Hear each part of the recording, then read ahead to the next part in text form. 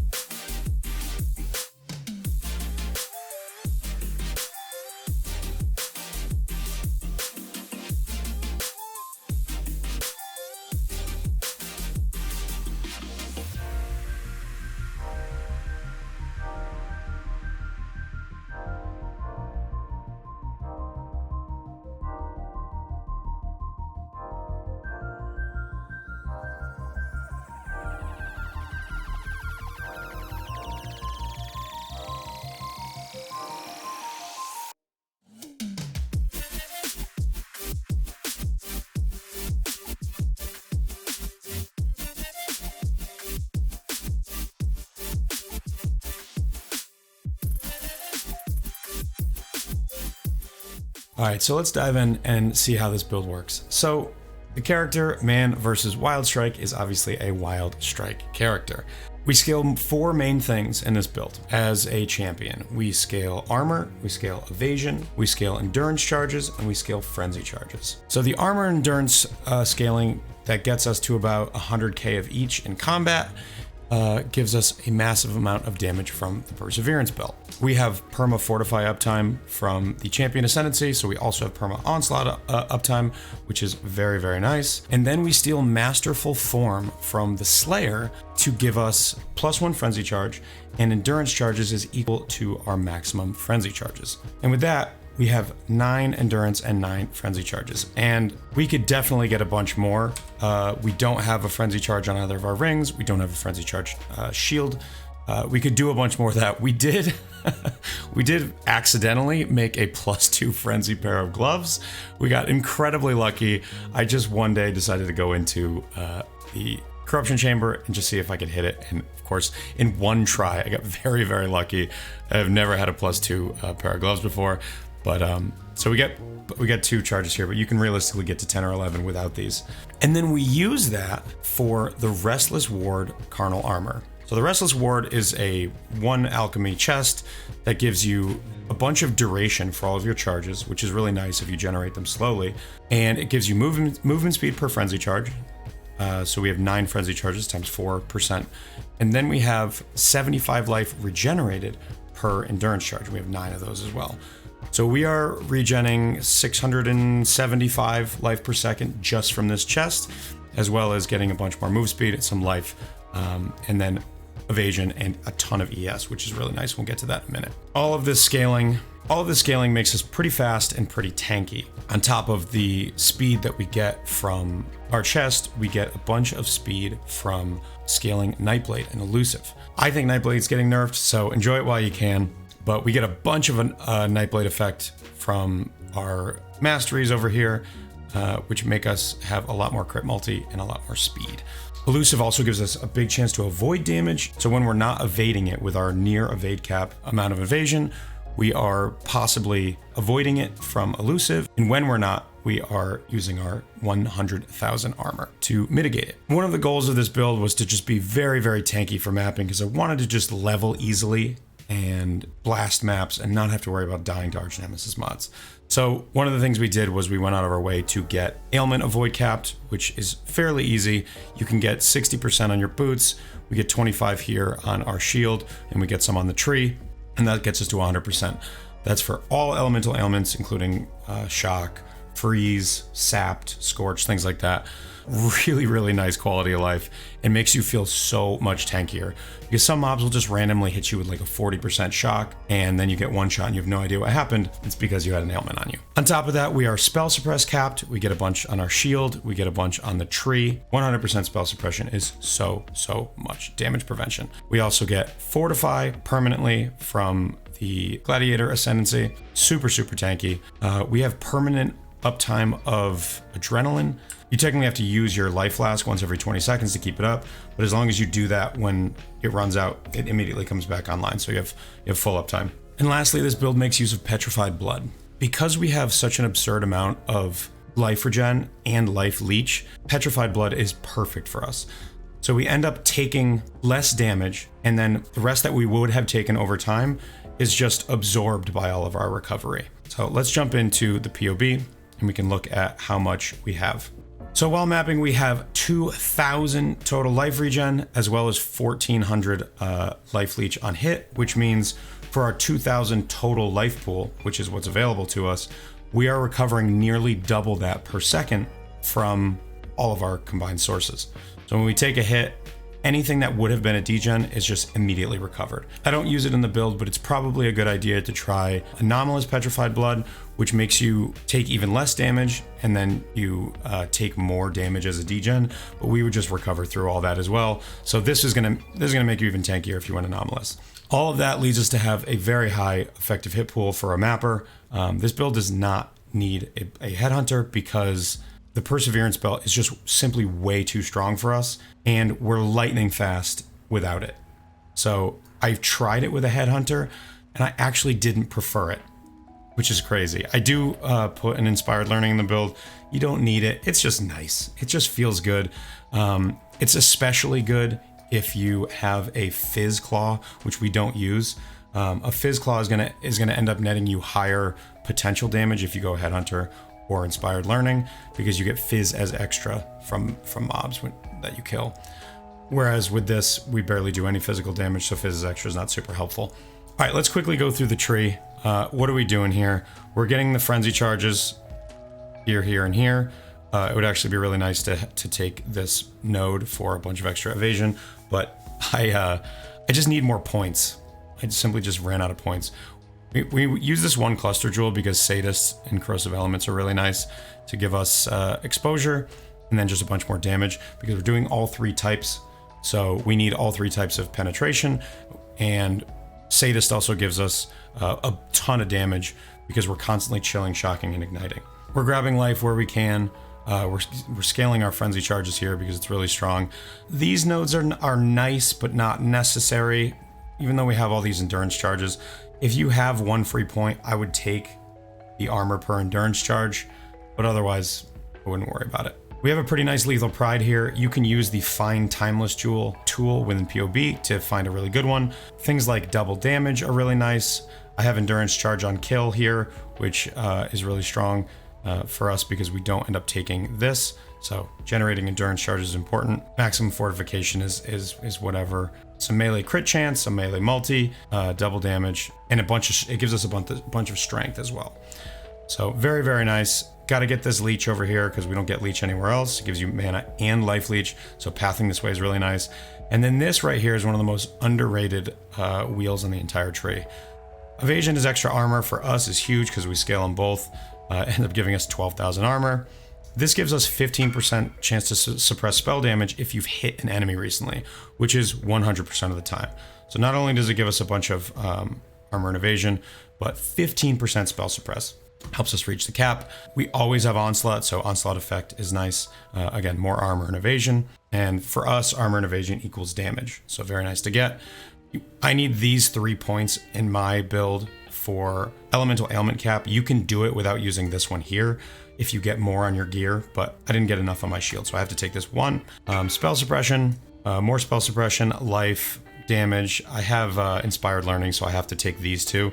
Even if you don't have inspired learning, this is pretty nice because again, evasion, armor equals damage. All elemental penetration, very, very strong. This elemental mastery is important because when we expose an enemy, we're getting exposure to all three types, so it's giving us more pen versus all types of elemental damage. Over here we have the Claw Mastery, which gives us 40% increased effective elusive, and elusive gives us move speed, gives us avoid damage, and multi. And we get multi from elusive by getting this Dagger Mastery. So no, normally you wouldn't take a Dagger Mastery on a claw based skill. However, when you take all 4 of these points, it ends up being a ridiculous amount of damage.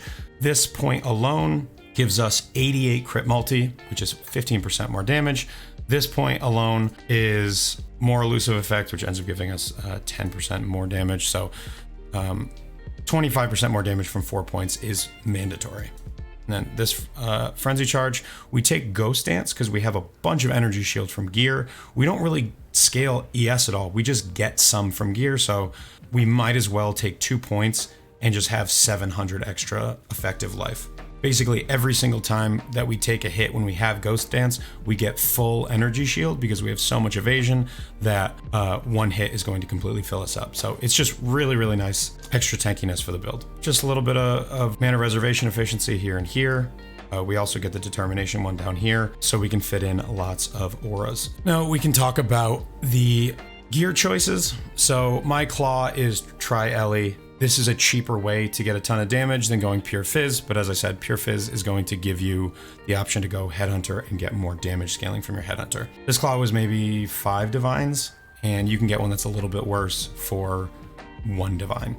So not an expensive item here. The helmet, I crafted this myself. I just did life essences until I hit a bunch of life. I got tier 1 life, tier 2 life regen, and tier 1 life regen per second. So this is really, really nice. You're not gonna be able to get those stats super easily, but you don't need them to be quite this high. We have way too much regen. You'll never actually make use of all of it. You don't need quite this much regen, but it's really nice to have. You can get more reses here if you wanted. I'm not even using elemental weakness. I guess I never finished this helmet and didn't realize it. So you don't need the elemental weakness curse effect. The shield, the intelligence is nice. I just got lucky rolling it. Spell suppression, life, ES and evasion. Getting just like a huge amount of energy shield is a nice way to boost up that effective life. And then I got some ailment avoidance. You can do this a lot of different ways. You can get a frenzy charge base here, which is going to give us +1 frenzy, +1 endurance. That's a way better idea than what I have here. This was just the thing that I rolled at the start, and it's a little bit cheaper. The amulet, again, nothing special. I think this was like 10C. I needed a little bit of strength, at least at the time when I bought this, I needed a little bit of strength. Some crit chance, some crit multi, some evasion, life, and damage. This is a nothing amulet. The rings, huge resists on this. A little bit of life, a little bit of damage, minus mana cost. That's important to get, at least in one place, minus mana cost, as well as using inspiration. My other ring is life, strength, chaos res, a little bit of damage. Again, nothing special. Another very cheap ring. We'll go to the boots next. And we got ailment avoidance here, some life, some spell suppress, chaos res. Again, I crafted these. Very easy to craft. I just kind of basically rolled until I hit something good. And then the implicits, Scorch Ground, super nice because it gives us all elemental penetration. It's very easy to roll. Because you're melee, you're on top of bosses. So every 2 seconds you move and it creates Scorched Ground and they're scorched and it's just free damage. Perseverance belt. This was, I think, 50C with these 2 implicits. You can get any implicit. You can get crit multi. There's all kinds of good stuff you can get. I wanted the res, and I found one with determination as well. So super nice. And then lastly, the gloves. These are probably the most expensive item on the build because you don't need to, but you should elevate strike skills to get 2 additional strikes. And then you awaken or absorb that with +1 frenzy charge. Again, I crafted these myself. I hit pretty bad mods otherwise. So then I locked the prefixes and I did a veiled chaos to get the attack speed or attack speed while focused, which is just a nice damage boost. And it's up pretty often. You're 1/3 of the time, I guess, with a 4-second uptime and then 8-second cooldown. So you can use that on pretty much every rare that's pretty tanky. And then I took it to the corruption chamber and got incredibly lucky and hit +1 frenzy on the implicit. Don't expect to get that ever unless you're very, very lucky. The chest we already talked about. I grabbed a couple of implicits just because it's easy to 6-link items these days that are corrupted. So I figured, all right, I'll get one that has something that's beneficial to me. +1 is nice. It's just nice to have. It's a couple % more damage, and then +1 all res, just a little bit more defense. Let's jump over to the flasks. The flasks are very straightforward. You need armor, you need evasion. So we go for a granite flask with an armor suffix. We go for a jade flask. We have attack speed on this one. We have evasion on the suffix of our quicksilver, and then a diamond flask with crit chance on it. I would recommend getting flask charges on critical strikes. just gives you pretty good uptime because you're always generating charges when you're hitting and you're always critting. And then you want a bleed flask. You very rarely need to hit your life flask. I don't think I hit it a single time except for when I was bleeding in order to get life back. What the life flask does for us is when we get below half life, which is all the time that we're attacking, because we are petrified blood, every time we hit our life flask, we get adrenaline. Adrenaline is really, really nice. A bunch of damage, more survivability. So having full uptime on that is really nice. So you gotta have a life flask in order to do that. So even though we never actually use the life flask, except for when we bleed or when we're getting adrenaline, you still gotta have one. All right, let's very quickly go through the gems. Grace, Determination, and Petrified Blood up with an Enlightened 4. I think the Enlightened 4 is mandatory. You need a bit of mana. You don't need a ton. Our skill only costs 8 mana, and then we regen that almost instantly. But 21s for more armor and evasion. And then we reserve half of our life, nearly half of our life. So we get Herald of Ice, Anomalous, Arrogance, Support, and Precision. And that gets us like 51 or 52% of available life. So we can get over half with adrenaline. And then when we spend life to go underneath it, we proc adrenaline once every 20 seconds. In our shield, we have Defiance Banner, which is just a ridiculous amount of defenses for us. It gives us armor and evasion and reduced crit chance for enemies, which is super underrated. Vitality for more regen and Whirling Blades for movement. In our boots, we have Molten Shell, Hydrosphere, Ancestral Protector, and Withering Step. Withering Step on left click, very important to reset our elusive, so we have higher uptime of more elusive. Molten Shell, because we have 100,000 armor, very, very strong. Hydrosphere I was using for exposure, but even if you're not using it for exposure, it's still really good because when you have multiple strike targets, you can use it once per second to hit the enemy as well. So it's just one more way to improve our boss damage, because the boss damage is not great on this build. It is definitely not designed for bossing. And then Ancestral Protector is just more single target damage. In our gloves, we have Blood Rage. I just flipped this for quality. We have Mark on Hit with Assassin's Mark. This is very important. This generates power charges for us and also gives us a bunch of crit chance and crit multi. And we have this on life tap because we cannot afford to proc it without life tap, unfortunately. And then to our main 6-link setup, Wild Strike, obviously. We have Inspiration Support, Trinity, because we're doing all 3 damage types, we're always at max Trinity. Awakened Elemental damage with attacks, just great damage. Ice Bite helps us generate more frenzy charges, as well as just a ton of added flat damage because we are scaling our frenzy charges. And Nightblade, the most important one that we have, gives us a ton of crit multi, crit chance, elusive. It's mandatory. You want to use Soul of Arakali and Soul of Shikari on this build. I never even finished these, but gives us a little bit more chaos resistance against dots, and dots are really strong in this game, so anything you could do to mitigate dots is really nice. But it helps out with chaos damage generally and dots, because we do not cap our chaos res. We're only at 35%. You could make some changes and cap it out. Like I'm pretty overcapped on lightning res, so we could figure that out somewhere, but I never did because I just didn't feel the need to. We're at 95 on this build right now. It's leveling very smoothly. Not sure how much longer I'm going to play this because I have several new ideas for builds that I simply have to get out there. If you were looking for fun, I got some fun coming, so stay tuned. Lastly, we will talk about our Ascendancy. Inspirational, increased effect of non-curse auras, super strong for us because that scales our evasion and armor from Grace and Determination and Defiance Banner. And then it gives us a free banner, which is just free mana reservation. We take First to Strike, Last to Fall. We get Permanent Intimidate on all enemies that we hit. We get Adrenaline refreshed every 20 seconds when we reach low life, which is just done by using our life flask and then attacking once. And then we remove all ailments when we gain adrenaline. So even though we're ailment immune for ailments, that also includes things like poison and bleed, which is really nice. Also, when that procs, that will proc the Capture the Primal one, which gives you increased recovery rate of life if you've stopped taking damage recently. And because life recovery is one of our main defensive sources, that's super strong.